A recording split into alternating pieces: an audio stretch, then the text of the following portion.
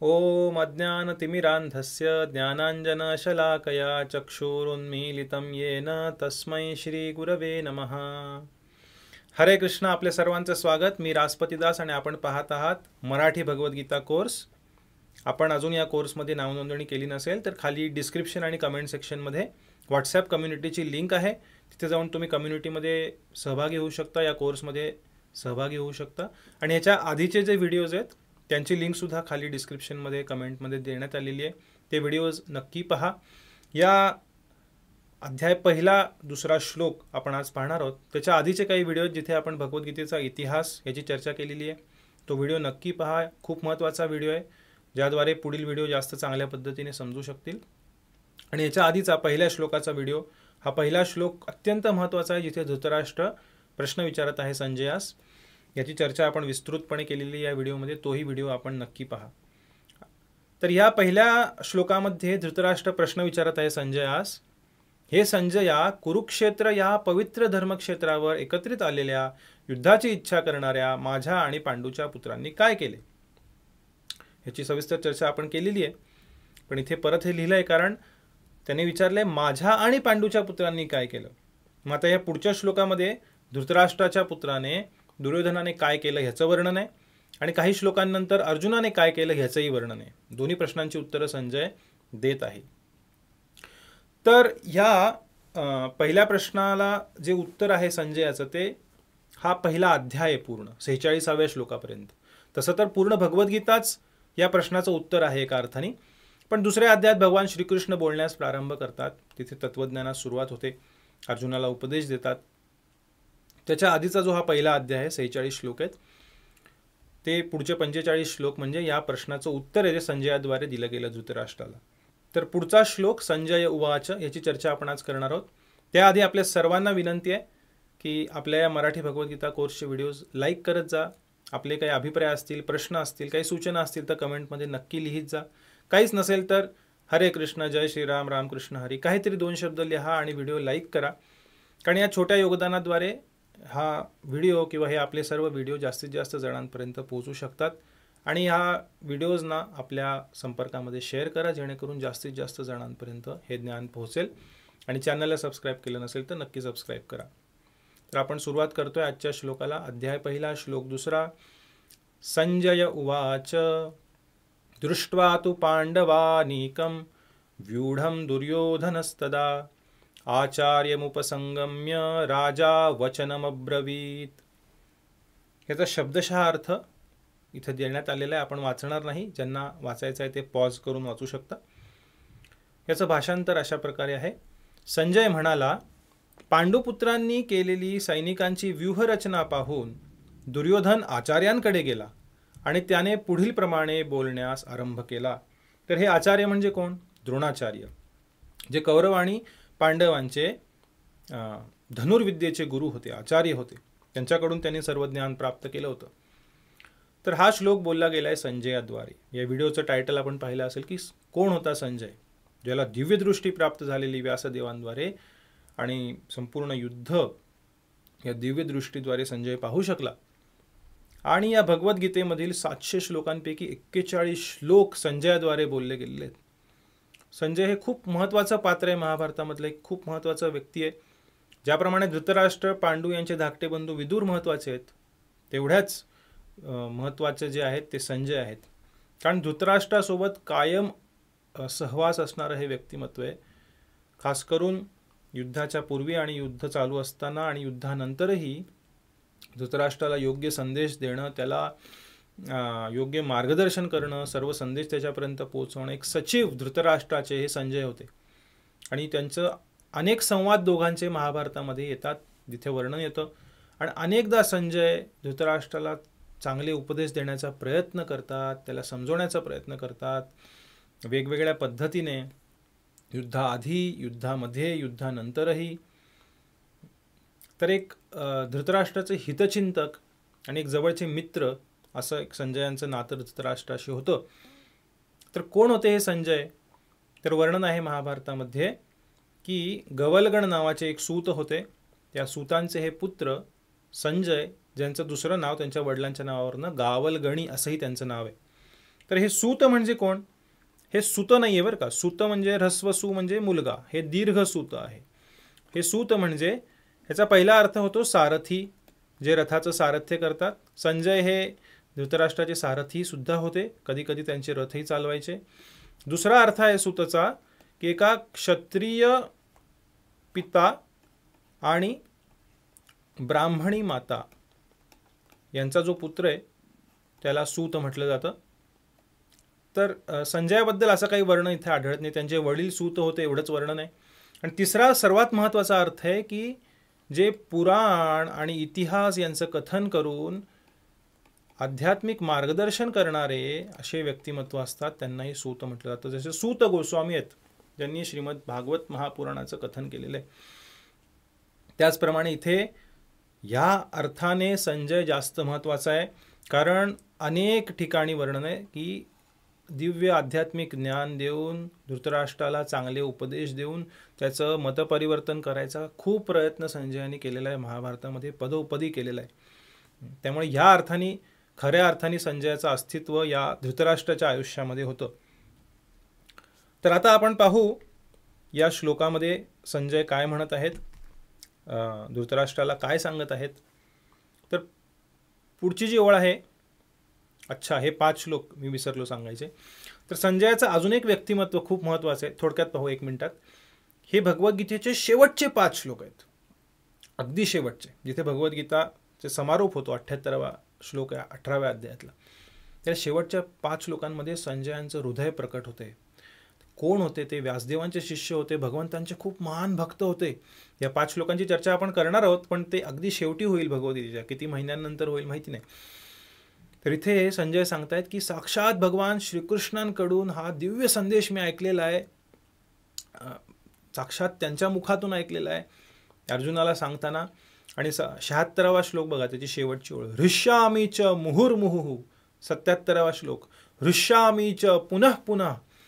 हा संदेश ऐकून मी हृष्यामी म्हणजे हर्षित झालेलो आहे. रोमहर्षणम, माझं रोमांच आलेले आहेत माझ्या अंगावरती, मी खूप हर्षित झालेलो आहे, खूप आनंदित झालेलो आहे. ही खूप मोठी पर्वणी आनंदाची माझ्यासाठी आहे की साक्षात भगवंतांकडून हे दिव्य ज्ञान मला ऐकायला मिळालं. आणि मग 78व्या श्लोकामध्ये भगवद्गीतेचा समारोप करतात संजय.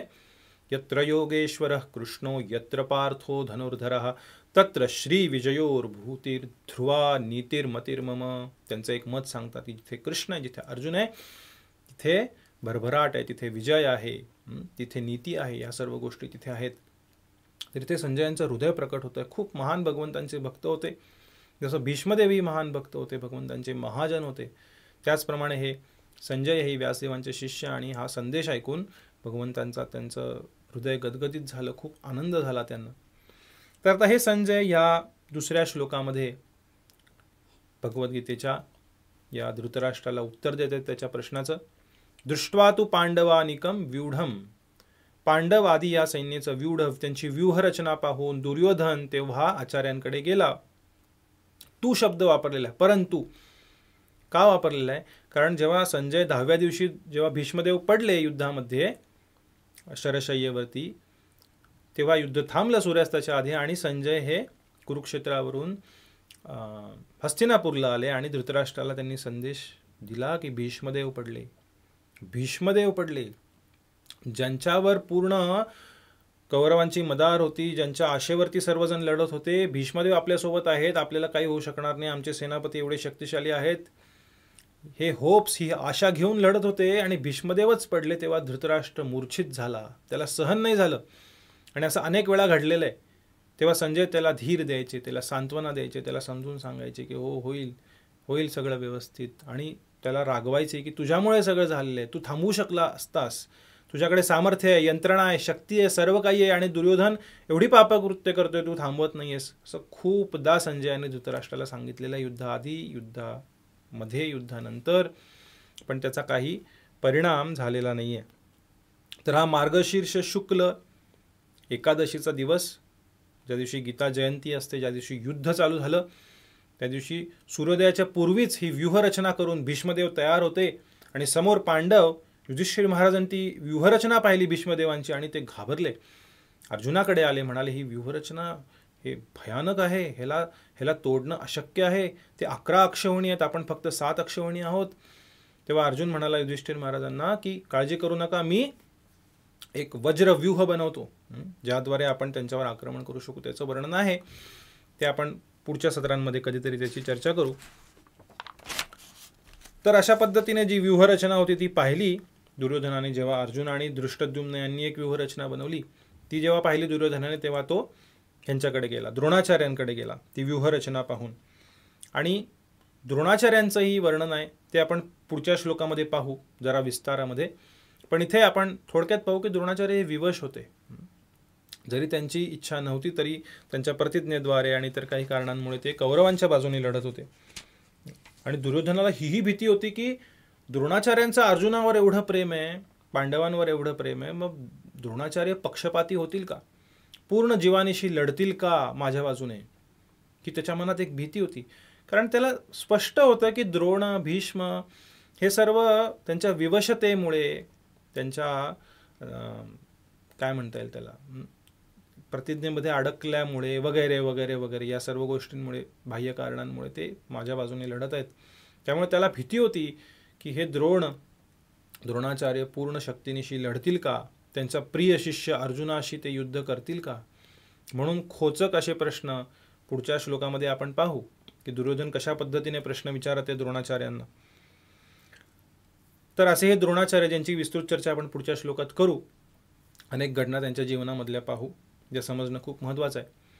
आता ह्याच्या पुढे या श्लोकामध्ये आचार्यम उपसंगम्य, म्हणजे आचार्यांच्या जवळ जाऊन, द्रोणाचार्यांच्या जवळ जाऊन राजा वचनम अब्रवीत. इथे दुर्योधनाला राजा म्हणून संबोधित केलेले संजयाने. इथे संजयाची मुत्सद्देगिरी दिसते. तर या राजा शब्दाचे 2 अर्थ वेगवेगळे आचार्य त्यांच्या व्याख्यांमध्ये सांगतात. ते दोन्ही अर्थ आपण इथे पाहू. तर राजा हा शब्द दुर्योधनासाठी आहे. इथे दुर्योधनाच्या मनातील भाव आपल्याला सांगतायत संजय, की दुर्योधन द्रोणाचार्यांकडे गेला युद्धाच्या सुरुवातीस, तर तो एका राजाच्या भावामध्ये गेला की मी राजा, तुम्ही माझे सेनापती, माझ्यासाठी लढत आहात, मी सांगेल तसं करायचं, आज्ञा देण्यासाठी गेला युद्धाची. त्याच्याकडे शिष्यत्वाचा भाव नव्हता. राजाची वस्त्र परिधान करून, शस्त्र हातात घेऊन तो द्रोणाचार्यांकडे गेला असं वर्णन आहे. आणि अधिकार गाजवण्यासाठी गेला की मी राजा आहे, तुम्ही माझे होतात आचार्य, पण आता तुम्ही माझ्यासाठी लढत आहात, माझे सेनापती आहात, आता मी तुम्हाला आदेश देणार आहे, अशा पद्धतीने लढा, भीष्मदेवांना सपोर्ट करा. ऑफकोर्स द्रोणाचार्य सेनापती नव्हते, भीष्मदेव सेनापती होते पहिले 10 दिवस, पण भीष्मदेवांना सपोर्ट करा, तुम्ही एक महान योद्धे आहात, वगैरे वगैरे वगैरे. आणि यानंतर काही क्षणानंतर युधिष्ठिर महाराज गेले आशीर्वाद घेण्यासाठी. पूर्ण त्यांची कवच, शस्त्र, अस्त्र बाजूला ठेवून अतिशय विनम्र भावामध्ये द्रोणाचार्य आणि भीष्मदेवांचे आशीर्वाद घेण्यासाठी युधिष्ठिर महाराज गेलेत. युद्धाची आज्ञा मागण्यासाठी गेले, अधिकार गाजवण्यासाठी नाही गेले, शिष्यत्वाच्या भावामध्ये गेले. मुंडक उपनिषदात सांगण्यात आलेलं आहे, स गुरुम एव अभिगच्छेत समित पाणी श्रोत्रियम ब्रह्मनिष्ठाम, की स गुरुम एव अभिगच्छेत. कसं? समित पाणी, हात जोडून नम्रतेने गुरूंकडे गेलं पाहिजे. पण इथे आपल्याला हे कॉन्ट्रास्ट दिसतो, हा फरक दिसतो.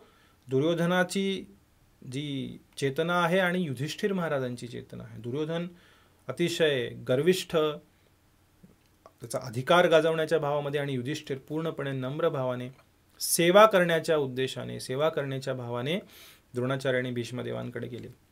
हा एक अर्थ झाला राजा शब्दाचा. दुसरा अर्थ, संजय एक टोला देत आहे धृतराष्ट्राला की तू बसलायस या राजसिंहासनावर, स्वतःला राजा समजतोयस, पण खरा राजा दुर्योधन आहे, जो तुला काहीही जुमानत नाही, तुझं काही ऐकत नाही, तू त्याला कधी थांबवू शकला नाहीस, तो तुझ्यावरती टँट्रम सोडत राहिला, तुला इमोशनली ब्लॅकमेल करत राहिला, पण तू काही करू शकला नाहीस, लाचार आहेस, लाज वाटली पाहिजे तुला राजा म्हणून घेण्याची, नावापुरता राजा आहेस, फक्त सिंहासनावर बसलायस, खरं तू काहीही करू शकत नाही. कारण त्याला तू म्हणतोस मी चुकीचं करतोय, हे आहे जो चुकीचं घडतंय ते चुकीचं घडतंय, मग तू जर राजा असशील तर मग थांबव ना, तुला समजतंय पण चुकीचं आहे आणि तू थांबवतही नाहीस, तू कसला राजा? तो दुर्योधन खरा राजा आहे. असा टोला संजयाने धृतराष्ट्राला मारला. इथे खूप मुत्सद्दी होते, खूप महान पंडितही होते, व्यासदेवांचे शिष्य होते संजय. तर अशा पद्धतीने हा टोला मारला धृतराष्ट्राला संजयाने. आणि पुढे वर्णन केलं, दुर्योधन द्रोणाचार्यांकडे जाऊन काय बोलला त्यांना याचं वर्णन 3ऱ्या श्लोकामध्ये आहे, जे आपण पुढच्या सत्रामध्ये पाहणार आहोत. त्यामुळे आपल्या कोर्सला नावनोंदणी केली नसेल तर नक्की करा. खाली लिंक देण्यात आलेली आहे व्हॉट्सॲपची. आणि जसं मी सांगितलं की कृपया व्हिडिओला लाईक करा. प्रश्न, अभिप्राय, सूचना ज्या असतील त्या कमेंट्समध्ये लिहा. काही नसेल तर काहीतरी लिहा. शुभेच्छा लिहा, हरे कृष्ण लिहा, रामकृष्ण हरी लिहा, जय श्रीराम लिहा. व्हिडिओ आपण इथपर्यंत पाहिला आहात म्हणजे आपण या कोर्समध्ये उत्साहाने सहभागी होत आहात, सर्व व्हिडिओ पाहत आहात. आणि हे सर्व व्हिडिओ जास्तीत जास्त शेअर करा.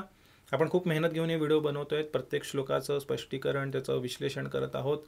आणि ह्याच्यासोबत गीता वाचन हाही एक विभाग आहे या कोर्सचा. तर या सर्व गोष्टी करा ज्या स्क्रीनवर दिसत आहेत आपल्याला. आपल्या सर्वांचे हा व्हिडिओ शेवटपर्यंत पाहिल्याबद्दल खूप खूप धन्यवाद. लवकरच भेटू पुढच्या व्हिडिओमध्ये. हरे Krishna. Hare Krishna, Krishna Krishna, Hare Hare, Hare Rama, Rama Rama.